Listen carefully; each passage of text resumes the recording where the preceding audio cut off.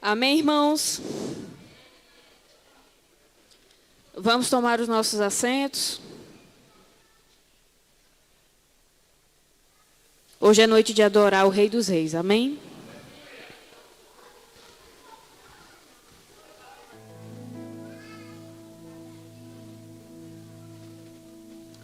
Vamos ficar de pé para ler a palavra do Senhor no Salmo 106.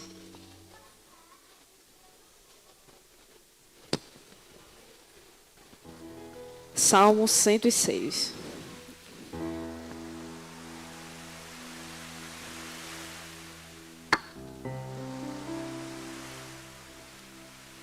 Aleluia. Deem graças ao Senhor, porque Ele é bom e o seu amor dura para sempre. Quem poderá descrever os feitos poderosos do Senhor ou declarar todo o louvor que lhe é devido? Como são felizes os que perseveram na retidão, que sempre praticam a justiça. Lembra-te de mim, Senhor, quando tratares com bondade o teu povo. Venha em meu auxílio quando o salvares, para que eu possa testemunhar o bem-estar dos teus escolhidos, alegrar-me com a alegria do teu povo e louvar-te com a tua herança. Amém? Vamos orar? Senhor, meu Deus, eterno Pai, muito obrigado, Senhor, porque o Senhor tem nos concedido a tua graça dia após dia. O Senhor nos permite acordar e respirar esse ar que o Senhor nos dá.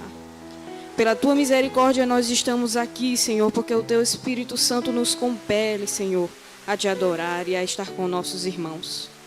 Se faz presente em nosso meio, Deus, e não deixe que os nossos olhos, as nossas mentes, os nossos corações se desviam do propósito que é te adorar aqui essa noite.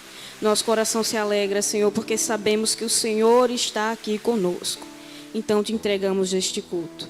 Nos ajuda, Deus, a sermos melhores, que nós não saiamos daqui da mesma maneira que entramos, mas que saímos aqui renovados e desesperados por mais de tua presença, pela semana. Em nome de Jesus, amém.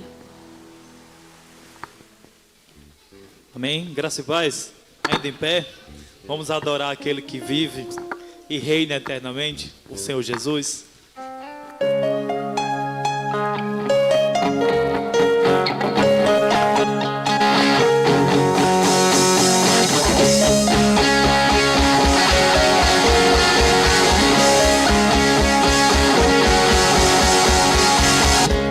Deixou sua glória, foi por amor.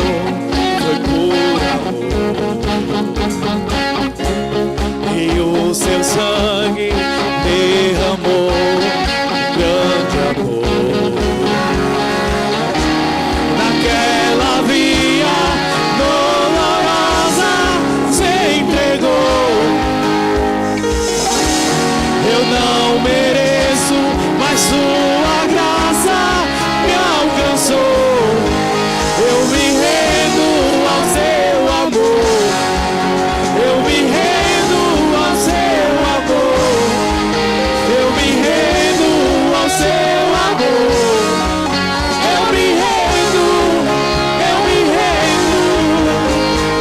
Deus Emanuel, estrela da manhã, Cordeiro de Deus, pão da vida.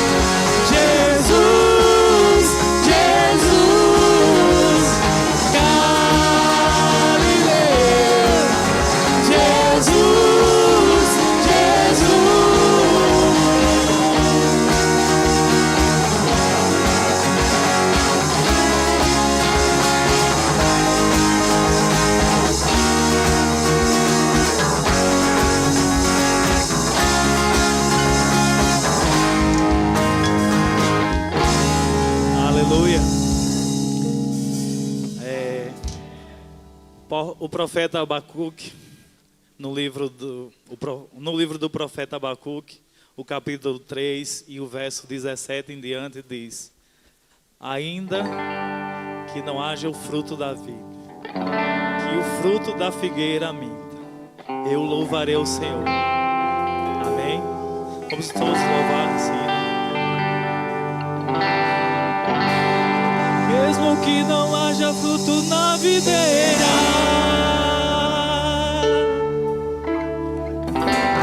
mesmo que não haja flores no jardim, até mesmo que a figueira não floresça, não chova na terra, nem a erva cresça, há um Deus no céu olhando para mim.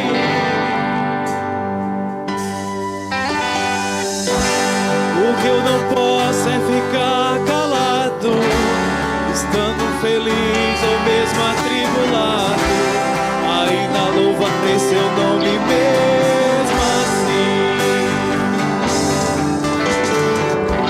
Eu louvarei ao Senhor na alegria ou na dor, cantarei. Ele é o meu Salvador, Ele é o meu Senhor,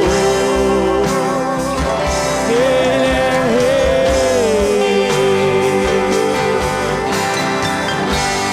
Mesmo que a fila pinta, mesmo que não haja chuva sobre a terra, mesmo que não haja ovelha no curral, mesmo que na terra sobrevenha o mal, louvarei seu nome na paz ou na guerra. Louvarei seu nome enquanto eu viver, e quando lá na terra eu desaparecer, nem mesmo assim o meu louvor encerra. Eu louvarei ao Senhor na alegria ou na dor, cantarei. Ele é o meu Salvador, Ele é meu Senhor, Ele é Rei. Eu louvarei ao Senhor na alegria ou na dor, cantarei.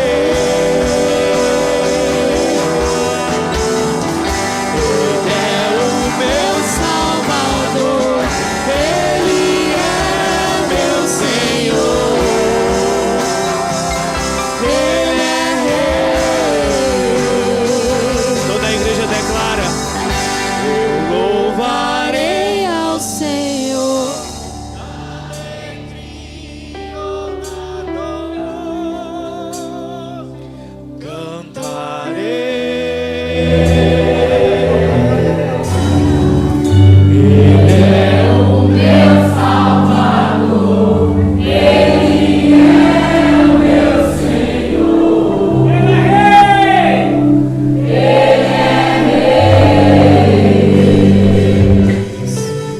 Aleluia. Grande é o teu nome, Deus. Adoremos esse Deus.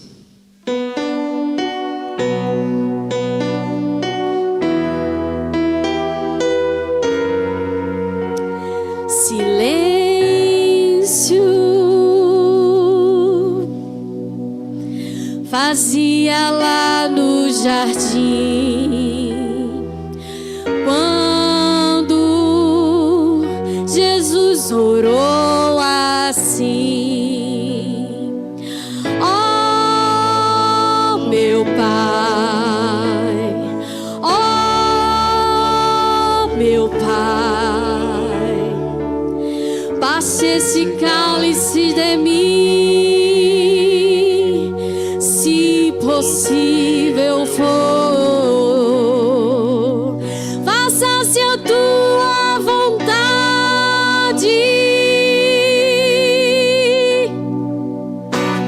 Dali Jesus foi conduzido à presença de Pilatos e a turba gritava: crucificai-o.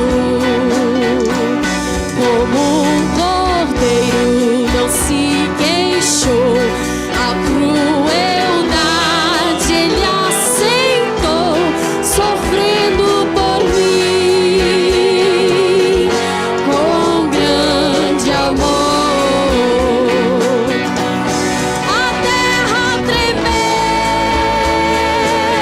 o sol escureceu, não pude contemplar.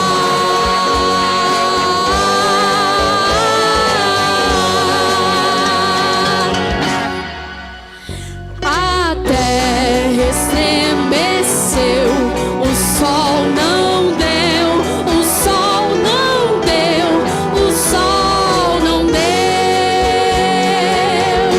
o seu calor. O véu do tempo se rasgou, de alto a baixo protestou. Jesus deu o brado e expirou. A terra tremeu, o sol escureceu, não pude contemplar.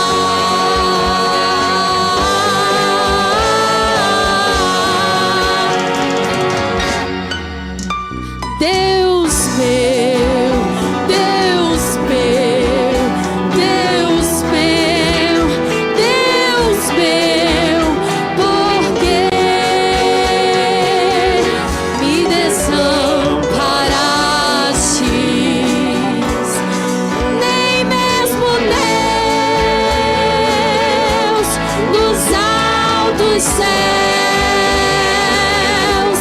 pôde contemplar.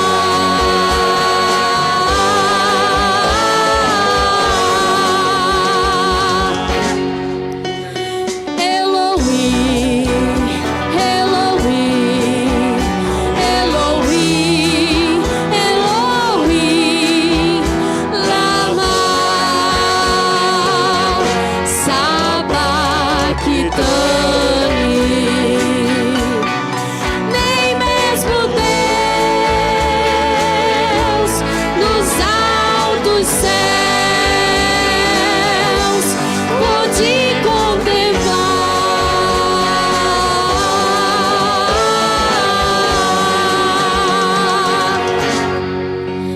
Deus meu, Deus meu, Deus meu, Deus meu, lama sabachthani. Por que me desamparastes? Por que me desamparastes?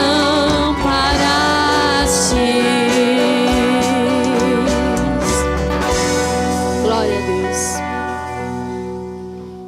Aguardamos os dias, irmãos, que Ele virá.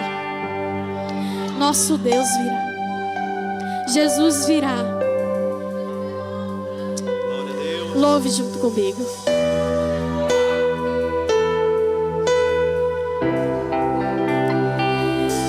Aguardo o dia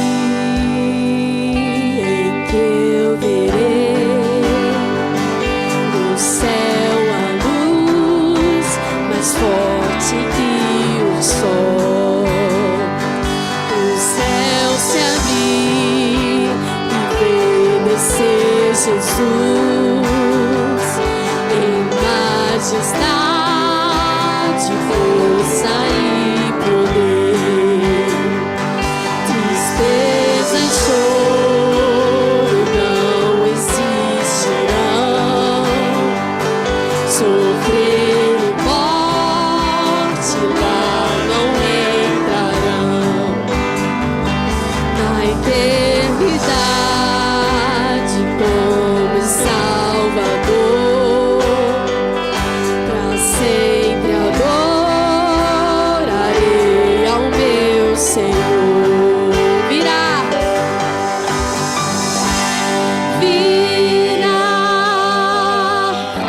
o Rei Jesus. Meu coração deseja vê-lo em sua presença, pra sempre estar. Aguardo o dia em que Ele vem nos buscar.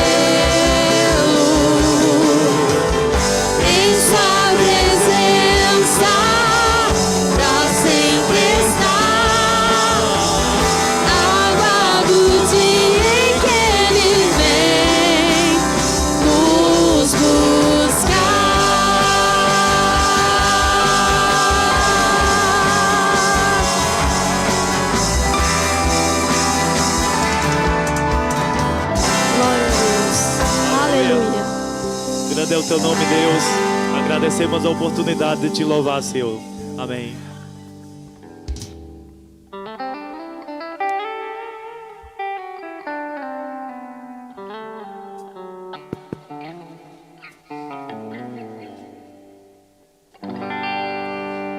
Amém, irmãos. Vamos adorar a Deus com os nossos dízimos e ofertas. Irmã Nilda agora está com a oportunidade de louvar ao Senhor.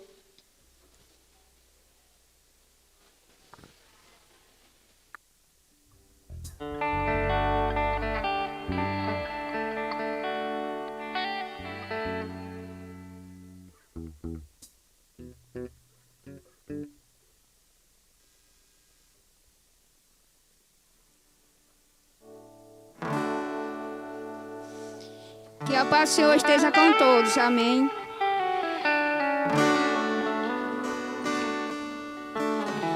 Quando você fica triste, desespera, insiste em se abater. A força invade o seu peito, você não tem mais o que fazer.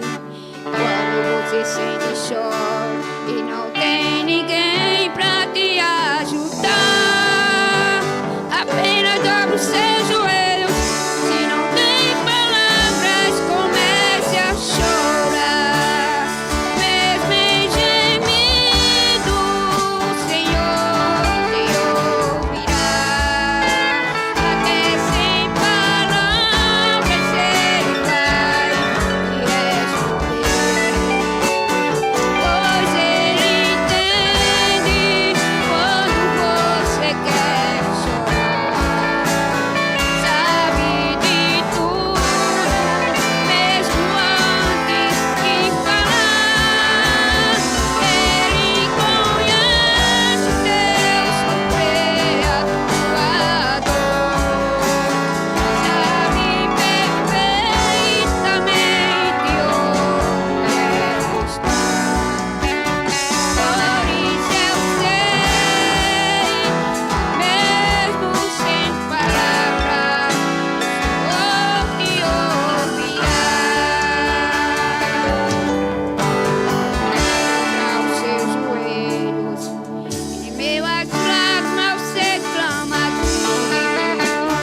Sua voz é um gemido, não tem palavras mais para pedir.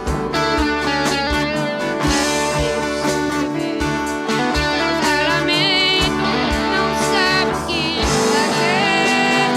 Deus responde às orações, deixa o Espírito Santo falar com você. Mesmo em gemido, o Senhor te ouvirá. Até sem palavras Ele vai te responder. Pois Ele entende quando você quer chorar. Sabe de tudo, mesmo antes de falar. Ele conhece o teu sofrer, a tua dor. Sabe perfeitamente onde está. Por isso eu sei, mesmo sem palavras, o Senhor te ouvirá.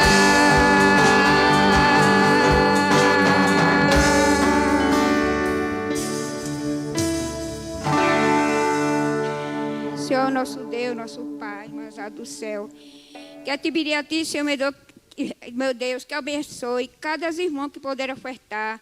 E aqueles também que têm desejo de ofertar em tua casa.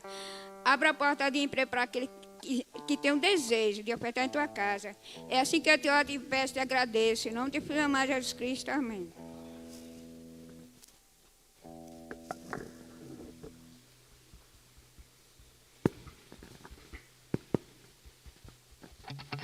Amém, irmãos. E hoje a oportunidade é dos jovens e adolescentes. Amém? Eu já estou aqui, então.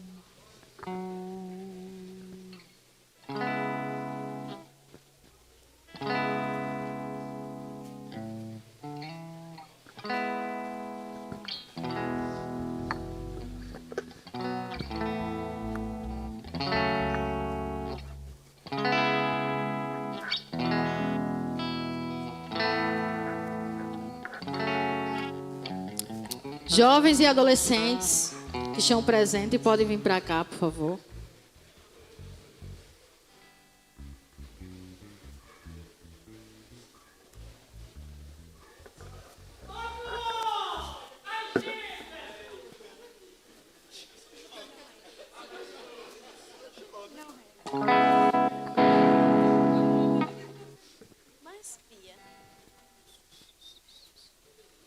Graças a paz, meus irmãos.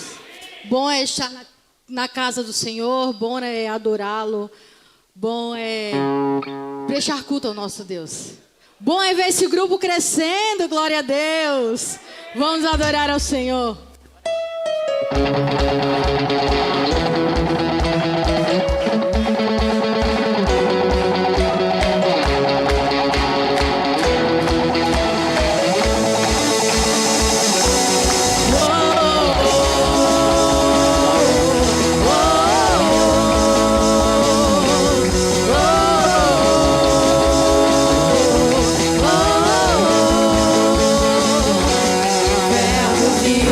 Viveu entre nós, Filho do homem, Filho de Deus, curando os enfermos, livrando cativos, era chegado o reino de Deus. Foi humilhado, crucificado, tão rejeitado pelos seus, ressuscitado, glorificado, o inferno e a morte venceu, e agora quem dizes que tu és um profeta, um agitador qualquer. Teu Espírito me revela quem tu és, ungido de Deus. Tu és Cristo, Filho do Deus vivo, sobre esta rocha tua igreja está. Tu és o Cristo, Filho do Deus vivo, rocha inabalável, outro igual não há, igual não há.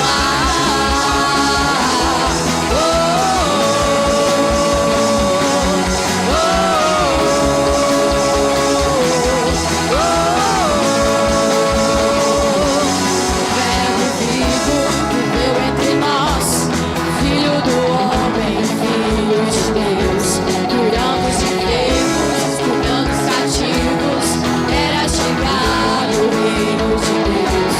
Foi humilhado, crucificado, tão rejeitado pelos seus, ressuscitado, glorificado, o inferno e a morte venceu, e agora quem dizes que tu és um profeta, um agitador qualquer. Teu Espírito me revela quem tu és, ungido de Deus. Tu és o Cristo, Filho do Deus vivo, sobre essa rocha tua igreja está. Tu és o Cristo, Filho do Deus vivo, rocha inabalável, outro igual não há, igual não há.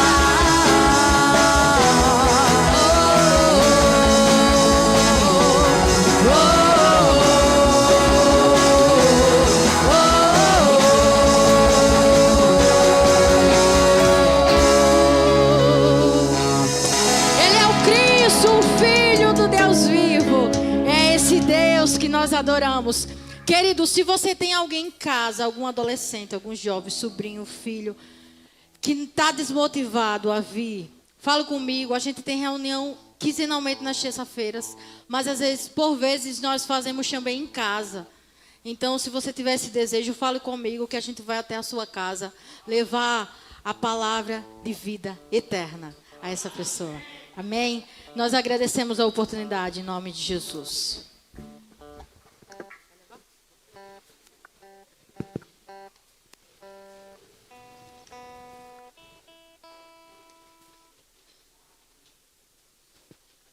Amém, irmãos? Agora é chegada a hora da palavra e é o presbítero Vinícius que estará aqui pregando hoje, tá bom? Deus vai estar usando ele, amém? Presbítero 5, por favor, ora pelo presbítero Vinícius. Nosso Deus, nosso Pai que está nos céus, obrigado, Senhor, porque Tu nos deste a oportunidade de estar vivo e podemos prestar um culto a Ti, Senhor. Agora, Senhor, fala aos nossos corações. Eu sei que Tu já falaste ao Teu servo. Agora, usa-o e que ele diminua e que Tu cresças nesta hora. Em nome de Jesus eu te peço isto. Amém. Graça e paz, irmãos. Vamos abrir nossas Bíblias no livro do profeta Jonas, capítulo 2. Vamos dar continuidade a essa série de mensagens por título Vem do Senhor. E hoje, por título, estarei pregando com o título A Salvação Vem do Senhor. Eu vou estar lendo na versão Almeida, Revista e Atualizada. Os irmãos podem acompanhar aí na sua Bíblia ou aqui no telão. Pessoal da mídia, coloque aí a Bíblia na versão Almeida, Revista e Atualizada, por favor. Todos acharam? Amém. Jonas capítulo 2. Diz assim a palavra de Deus. Então Jonas, do ventre do peixe, orou ao Senhor, seu Deus, e disse: Na minha angústia, clamei ao Senhor, e ele me respondeu. Do ventre do abismo gritei, e tu me ouviste a voz. Pois me lançaste no profundo do coração dos mares, e a corrente das águas me cercou. Todas as suas ondas e as tuas vagas passaram por cima de mim. Então eu disse: lançado estou de diante dos teus olhos. Tornarei, porventura, a ver o teu santo templo? As águas me cercaram até a alma, o abismo me rodeou, e as águas me enrolaram na minha cabeça. Desci até os fundamentos dos montes, desci até a terra, cujos ferrolhos se correram sobre mim para sempre. Contudo, fizeste subir da sepultura a minha vida, ó Senhor meu Deus. Quando dentro de mim desfalecia a minha alma, eu me lembrei do Senhor.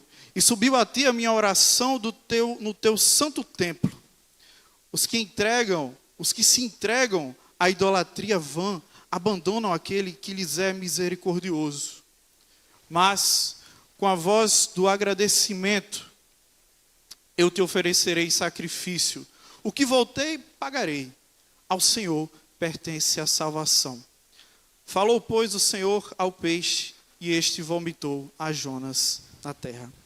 Amado Deus, fala conosco nessa noite, Pai, me usa conforme a tua vontade, em nome de Jesus. 1912, cidade de Glasgow, na Escócia, o pastor batista John Harper recebe um convite para pregar na igreja Moody, em Chicago, nos Estados Unidos.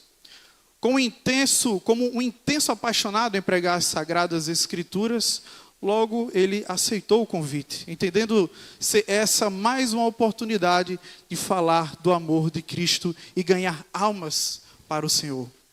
Harper havia decidido reservar passagens no navio RMS Lusitânia, mas a viagem nesse navio havia sido cancelada.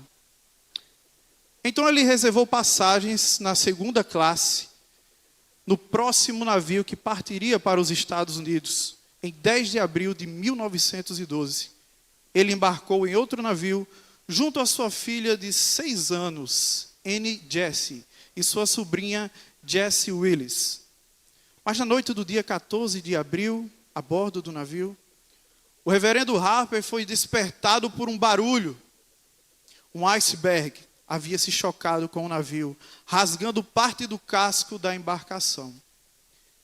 Ele acordou sua filha, envolveu em um cobertor, e quando se tornou evidente que o navio iria afundar, com lágrimas nos olhos, ele beijou sua filha, a entregou junto de sua sobrinha ao tripulante, que as colocou em um bote salva-vidas. Naquela noite, 1.517 pessoas morreram a bordo do RMS Titanic. Entre elas estava o pastor John Harper. Irmãos, o texto que nós acabamos de ler, nós temos um profeta que, diferente da história que eu contei aqui para vocês, o pastor John Harper, ele havia desobedecido ao Senhor, se recusando em levar a mensagem de Deus a uma cidade distante, conforme o Senhor lhe havia orientado. Também diferente da história do pastor Harper, Jonas estava irado, não estava satisfeito. Também diferente do pastor Harper, Jonas prefere fugir, se esconder, sem medir as consequências dos seus atos. Possivelmente, no lugar do pastor John Harper, ele teria obedecido à vontade do Senhor, até mesmo se soubesse que a sua vida estaria em risco. Mas Jonas, ele ouve a voz de Deus, ele ouve a ordem de Deus, acha que Deus está errado, que aquela era uma péssima ideia, e ele tenta fugir. Pensa num profeta estranho, não é verdade? Um profeta que julga e desobedece a Deus. Pensa num caba corajoso. Isso parece muito com a gente, não é verdade? A gente julga o profeta Jonas, mas a gente age assim também, irmãos. Agora, o interessante notar que até aqui, Jonas não havia falado com Deus. Até aqui ele não tinha orado. Perceba, ele recebeu a ordem do Senhor para ir pregar em Nínive. Jonas não orou. Ele comprou passagem de um navio com destino a um lugar completamente oposto ao que o Senhor lhe ordenara. Jonas não orou. Jonas foi dormir, se escondeu lá embaixo lá da embarcação, no convés do navio, nos porões, ou melhor dizendo. Ele não orou. A tempestade veio sobre o mar. Jonas não orou. Os marinheiros começaram a clamar aos seus deuses. Jonas não orou. Os marinheiros, ali no desespero, Jonas sabia que aquela era uma situação por sua culpa, sabia que era Deus que estava agindo. Jonas ainda não orou. Quando ele é jogado ao mar, aí a gente chega no versículo 1 do capítulo 2. Então Jonas, do ventre do peixe, orou ao Senhor. Eu poderia trocar esse então por finalmente Jonas decide falar com Deus. Irmãos, aqui a gente tem um retrato da nossa relação com Deus. Quando a gente peca, quando nós pecamos, nós não agimos diferente de Jonas. Nós agimos exatamente assim. Nós sentimos vergonha de falar com Deus. O pecado, ele nos afasta da presença do Senhor. Quando nós estamos sujos do pecado, é difícil até a gente dar a paz do Senhor. A gente se sente envergonhado, porque a gente está distante da presença de Deus. Com Jonas não foi diferente. Ele estava pecando, porque ele não estava obedecendo a ordem de Deus. E também é interessante que quando a gente está em pecado, irmãos, o nosso coração ele se endurece. A gente começa a deixar de ler a Bíblia, começa a faltar os cultos, porque o pecado nos faz ficar distante de Deus e do que vem dele. Por isso que é necessário a gente pedir perdão. Sabemos que Deus já nos perdoou, mas a oração O ato de falar com Deus quebra o nosso coração e faz ligar novamente essa linha que nos une a Deus. Mesmo que a gente esteja distante de Deus, mesmo que a gente esteja em pecado, irmãos, quando Deus tem algo conosco, nós que somos filhos de Deus, Ele não vai desistir de nós. Nós podemos até desistir dele, mas Ele não vai desistir de nós. O tempo vai passando, você ali sem pedir perdão a Deus, as coisas ao redor parece que vai tudo dando errado. Começa a faltar dinheiro, começa a arrumar problema em casa, não vem mais para a igreja. Você vai ficando numa situação extrema, Deus vai arrochando o nó, até que então, quando você não aguenta mais, finalmente, você clama a Deus. Escute isso, irmãos.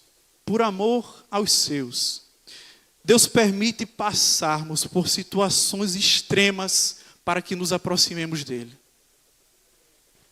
Salmo 51, 17 diz assim: os sacrifícios que agradam a Deus são um espírito quebrantado, um coração quebrantado e contrito, ó Deus, não desprezarás. É isso que Ele requer de nós, irmãos. Essa é a oração que Deus quer de nós. Porque Deus é espírito e é necessário que aqueles que o adoram, adorem em espírito e em verdade. Ele quer verdade de nós. Quando nós estamos em pecado, quando nós estamos distantes da presença de Deus, e nós fazemos aquela oração arrebatadora, que a gente rasga o nosso coração na presença de Deus, Ele jamais desprezará. Assim foi com o profeta Jonas. No momento de angústia, no momento de dor, em que nos colocamos na presença do Senhor, Ele sempre vai ouvir a nossa oração. Ele nunca nos despreza e o socorro sempre vem. No versículo 4, então eu disse: lançado estou diante dos teus olhos, tornarei porventura a ver o seu templo. Por que Jonas aqui fala do templo? Você já parou para perguntar isso, para pensar nisso? Por que Jonas aqui do nada lembra do templo? Porque o templo é lugar de comunhão com Deus. O templo é lugar de sacrifício, é lugar de adoração, é lugar de salvação, é lugar de comunhão com os santos. Jonas estava distante da presença de Deus, estava distante dos olhos do Senhor. Agora que ele volta a falar com Deus, agora que ele volta a começar a ter comunhão com o Senhor, ele sente falta da presença de Deus no templo. Ele quer mais. Ele restabeleceu ali, começou a restabelecer ali a comunhão com o Senhor. Ele queria mais, começou a sentir a saudade do templo. E é assim também que acontece com nós, irmãos. Ou não é verdade? Quando a gente recebe uma resposta de oração, a gente sabe que foi Deus que agiu ali respondendo a nossa oração, a gente se alegra mais, a gente quer buscar mais. Deus respondeu a minha oração. A gente se alegra aqui com os irmãos que colocam seus nomes, seus pedidos de oração ali na lista. O presbítero Tielson estava dizendo que maravilha, que a lista vai diminuindo, né? Deus respondendo a oração dos irmãos, a igreja se alegra, a igreja tem vontade de buscar mais, de estar mais na casa do Senhor. Aquele irmão que estava precisando de um emprego, naquela situação difícil, ele clama a Deus, Deus ouve, abençoa, ele quer mais, ele quer mais, ele quer mais. Assim que acontece conosco.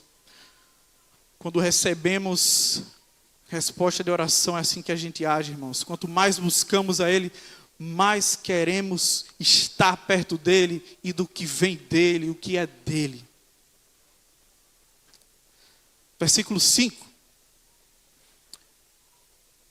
As águas me cercaram até a alma. O abismo me rodeou e as algas se enrolaram na minha cabeça. Desci até os fundamentos dos montes, desci à terra cujos ferrolhos se correram sobre mim para sempre. Contudo, fizeste subir da sepultura a minha vida, ó Senhor Deus. Quando dentro de mim desfalecia a minha alma, eu me lembrei do Senhor. E subiu a ti a minha oração no teu santo templo. Até aqui, irmãos, parece que Jonas não tinha muita noção do que estava acontecendo. Veja, desde o capítulo 1, desde o início dessa história, ele ouviu expressamente uma ordem do Senhor. Ele viu uma tempestade surgir pelo poder do Senhor. Ele viu os marinheiros clamando, os deuses em total desespero, sabendo ele que tudo aquilo era ação de Deus. Jonas diz aos marinheiros que teme ao Deus do céu, Criador do mar e da terra, mas ainda assim não lembrava de Deus. Como é que isso é possível? É necessário Jonas passar por todo esse sofrimento, ser lançado no mar, até o profundo do abismo, quando já lhe restava o último suspiro, nos 45 do segundo tempo, eu me lembrei do Senhor. Vamos voltar lá no capítulo 1, versículo 8 e 9. Veja só. Vou chamar a atenção para um fato aqui muito curioso. Então eles lhe disseram: declara-nos agora, por causa de quem nos sobreveio este mal? Que ocupação é a tua? Veja, eles estão perguntando qual é a ocupação, qual é o cargo dele. Que ocupação é a tua? De onde vens? Qual a tua terra? E de que povo és tu? Jonas respondeu: sou hebreu e temo ao Senhor, o Deus do céu, que fez o mar e a terra. Perceba que Jonas não falou que era profeta. Ele disse que teme ao Senhor, mas ele não se identifica como profeta. Como eu disse há pouco, Jonas, ele queria distância de Deus. Nem como profeta mais ele queria se identificar. Tal ponto, Jonas estava distante de Deus. Jonas fala de Deus, mas ele se comporta como quem não o conhecesse. Parece que ele está dando uma de doido, né? Como diz a história. Está vendo tudo acontecer, sabe que é Deus que está agindo, mas ele age assim, né? Não sei, só sei que foi assim, né? Irmãos, o pecado, a verdade, meus irmãos, é que o pecado ele nos torna burros, como disse o presbítero Tierson na mensagem passada. Não tem outra explicação. Não tem. Diante do pecado, o profeta é tomado por uma burrice tão grande, que ele está vendo tudo o que está acontecendo, passa por toda uma tempestade, com risco iminente de perder a sua vida e podendo levar a vida de quem não tinha nada a ver com a história. É necessário chegar ao extremo, perto do seu último suspiro, para aí sim Jonas lembrar de Deus, e aí sim pedir socorro. Mas esse Deus é tão misericordioso, irmãos, que ouve a oração de Jonas. Coração duro desse profeta. É o profeta mais esquisito da Bíblia, é Jonas. Que eu nunca vi Deus falar, né, irmão? Deus falar contigo e você, eu vou não, é uma ideia. É Deus que está falando, não, Senhor, eu acho que isso aí está meio errado. Vou tentar fugir do Senhor. Vou para um canto que não foi nem pregado o evangelho ainda. Vou lá para distante, porque o evangelho não chegou lá, a palavra foi chegada lá, você não vai me encontrar. Não é possível, irmãos. Não é possível. Versículo 7. Veja só, irmãos. Olha o que o profeta fala. Depois de finalmente ele lembrar de Deus. Veja. Os que se entregam à idolatria vã abandonam aquele que lhes é misericordioso. Veja, irmãos. Jonas aqui ele lamenta pelos que estão iludidos pela idolatria. Pelos que depositam a sua fé em quem não pode fazer nada. Na verdade, os ídolos, eles não existem, irmãos. Nós sabemos muito bem disso. As preces que são feitas a esses falsos deuses, esses falsos santos, são simplesmente orações e preces que são jogadas ao vento. Não é nada. Não é nada. Jonas está dizendo aqui que eles não sabem o que é bom. Não sabem o que é bom. Estão deixando ali de provar do pudim de Célia para comer farinha seca. Tipo assim. Estão deixando de provar desse Deus misericordioso, desse Deus bondoso, para estar jogando palavras ao vento a quem nada pode responder, a quem nada pode socorrer. O profeta lamenta por isso. Agora, né? Agora. Ele se lembra de Deus e agora lamenta pelos outros. Lamenta pelos outros. Mas veja que contraditório, porque Jonas aqui, ele está lamentando por aqueles que entregam a idolatria, que era a situação do povo de Nínive. E lá na frente a gente vai ver que Jonas não teve pena mais de jeito nenhum. Continuou com raiva, achando errado a decisão de Deus. Veja que profeta esquisito, dúbio nas suas ideias. Como nós podemos perceber, irmãos, todo o capítulo 2, aqui do livro do profeta Jonas, nada mais é do que uma oração do profeta, né? Ele relatando o seu sofrimento, até ele conseguir clamar a Deus, narrando aqui a sua angústia, porque ali esteve entre a vida e a morte, e também se mostra grato porque o Senhor ouviu o seu clamor. E no decorrer de todo o capítulo, Jonas vai narrando a sua angústia por estar distante de Deus, clama a Deus por socorro, lamenta pelos que trocam o amor desse Deus misericordioso por falsos deuses, e aí ele chega à seguinte conclusão, no versículo 9. Coloca aí na versão NVI. Versículo 9. Veja só. Mas eu, com um cântico de gratidão, oferecerei sacrifício a ti. O que eu prometi, cumprirei totalmente. A salvação vem do Senhor. O profeta aqui se mostra grato por Deus ter salvo a sua vida e promete oferecer sacrifícios a Deus. E por fim ele reconhece que a salvação só pode vir do Senhor. Irmãos, é Ele quem nos ouve nos momentos difíceis, nos momentos de angústia e nos manda o socorro. É Ele quem nos salva do profundo abismo. De fato, a salvação ela não depende de nós. A salvação não poderia vir de nós. Ela não depende das nossas obras, não depende da nossa vontade, não depende nem de nenhum esforço nosso. Porque está muito além das nossas capacidades.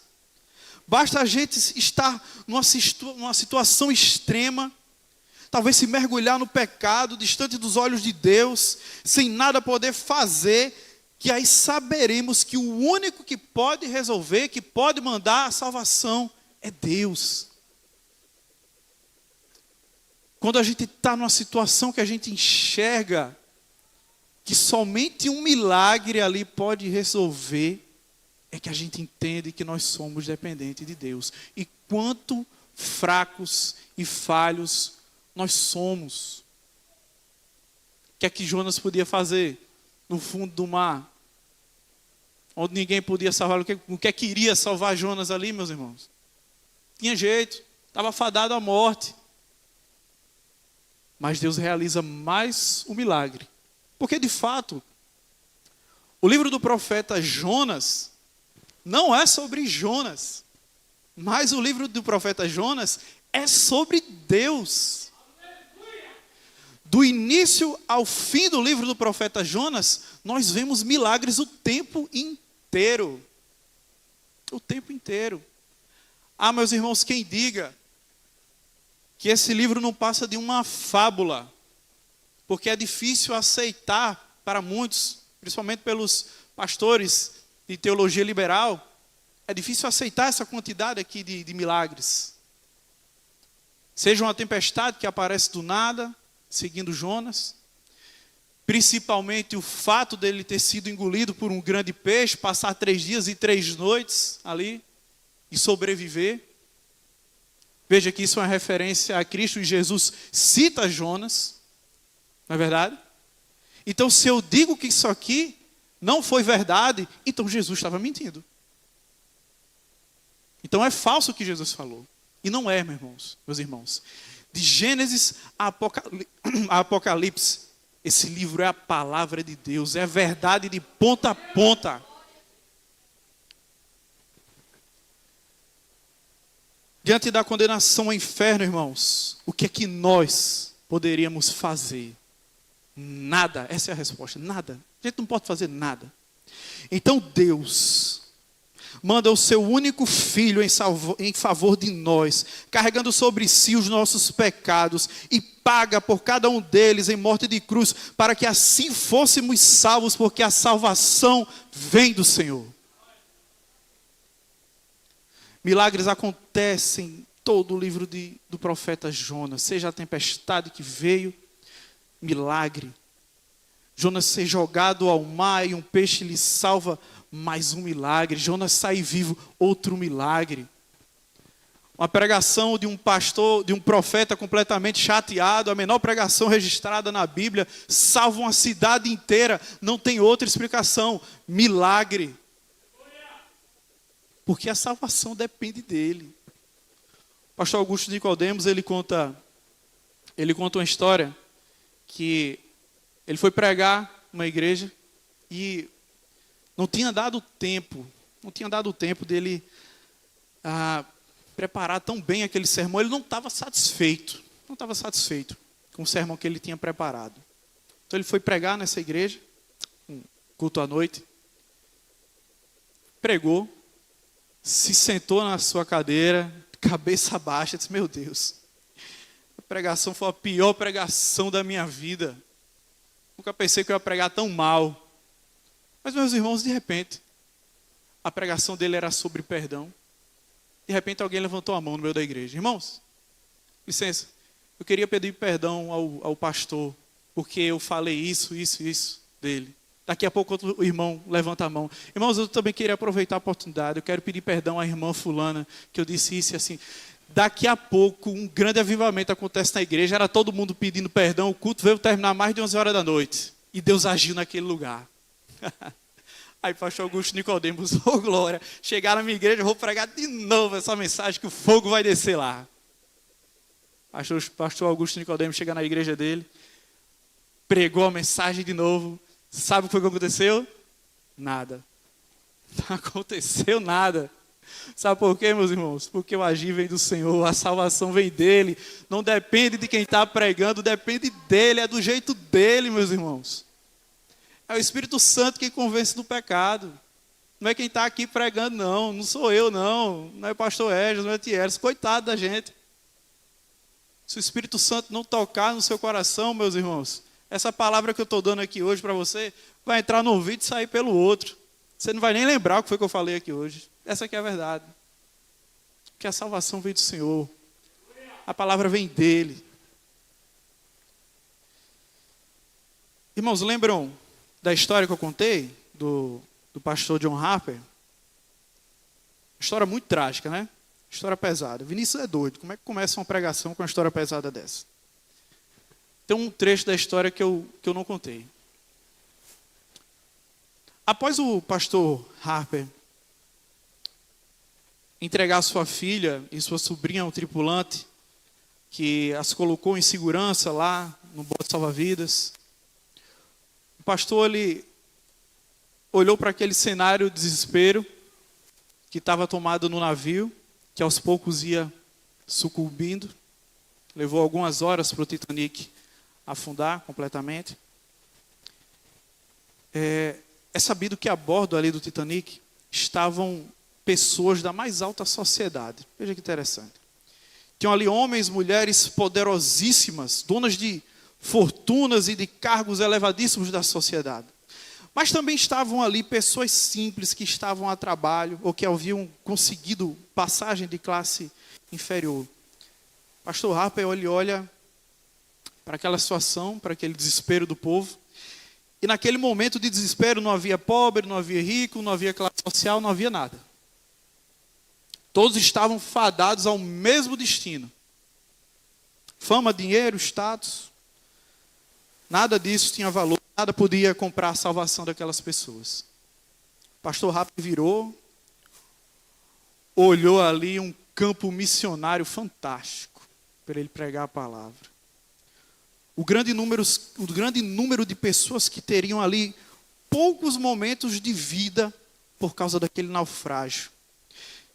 Testemunhas relatam que após o navio se partir e cerca de 1.500 pessoas serem lançadas às águas geladas do mar, o pastor Harper passou seus últimos momentos nadando de pessoa para pessoa, perguntando sobre o estado de suas almas e proclamando a verdade do Evangelho, especialmente por meio de Atos, capítulo 16, versículo 31. O pastor Harper nadou até um homem que estava agarrado num pedaço dos destroços e perguntou: meu irmão, você está salvo? O homem respondeu que não. Ao ouvir isso, o pastor Harper tentou levar o homem a Cristo, mas o homem recusou. O pastor Harper tirou o colete de salva-vidas dele, deu para o homem e disse: aqui, você precisa disso mais do que eu, agora sem colete. No meio daquelas águas congelantes, o pastor Harper continuou a nadar para evangelizar os outros. Um pouco mais tarde, Harper voltou a esse homem e tentou novamente conduzi-lo a Cristo. Harper tentou nadar por mais alguns minutos para pregar para os outros, mas dessa vez seu corpo não aguentava mais. Começou a sucumbir à hipotermia. As últimas palavras do pastor Harper foram: creia no Senhor Jesus e serão salvos você e os de sua casa. Agora vem o mais incrível dessa história. A história do reverendo John Harper, ela só se tornou conhecida porque George Henry Cavell, o homem para o qual entregou o seu colete salva-vidas, foi um dos 6 sobreviventes que foram retirados das águas geladas no naufrágio do Titanic.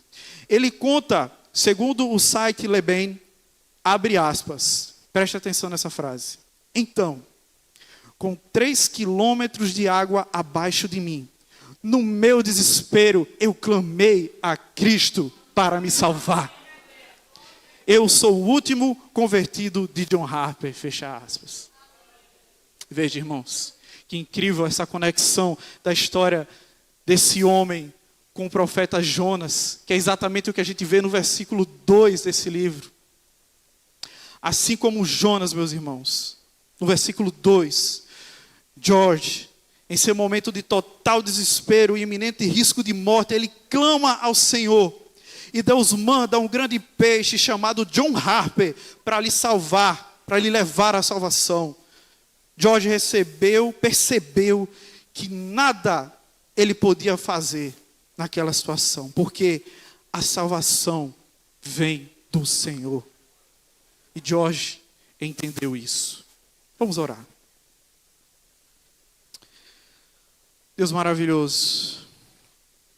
Oh, meu Deus, como é bom, como é maravilhoso estar na Tua presença, meu Deus. Como é bom saber que no nosso momento de luta, nos nossos momentos de tristeza, assim como o salmista Davi estava ali reconhecendo a sua falha, o seu pecado e se rasgando perante a Ti, meu Deus, a Tua presença, e o Senhor ouviu a sua oração. O Senhor também ouve a nossa oração da mesma forma, meu Deus. Graças Te damos porque o Senhor não nos desampara. O Senhor sempre nos manda um socorro. O Senhor sempre nos manda um refrigério, um alívio das piores situações das nossas vidas. E nós também queremos Te agradecer, meu Deus, pelo Teu amor, por ser um Pai bondoso e zeloso que nos castiga quando nós assim precisamos ser castigados, para que de fato nós voltemos os nossos olhos a Ti, meu Deus. Porque nós precisamos ter comunhão contigo, nós precisamos ter relacionamento contigo, por mais que nós saibamos que o que a gente vai falar para o Senhor já sabe o que a gente vai falar, mas o Senhor nos manda orar, porque é necessário essa comunhão, para que nós possamos a cada dia sermos cada vez mais parecidos contigo, Senhor. Tem misericórdia de nós, para que nós não venhamos a agir de forma tão errada como fez o profeta Jonas, e possamos obedecer, sem questionar, a Tua vontade, meu Deus, o Teu desejo. A nossa vontade, ela é torta, a nossa vontade, ela é imperfeita, mas a Tua vontade, ela é sempre boa, perfeita e agradável, meu Deus. Tem misericórdia de nós, tem misericórdia do Teu povo, continua nos usando, meu Deus, conforme a Tua vontade, em nome de Jesus. Amém, que Deus os abençoe, em nome de Jesus.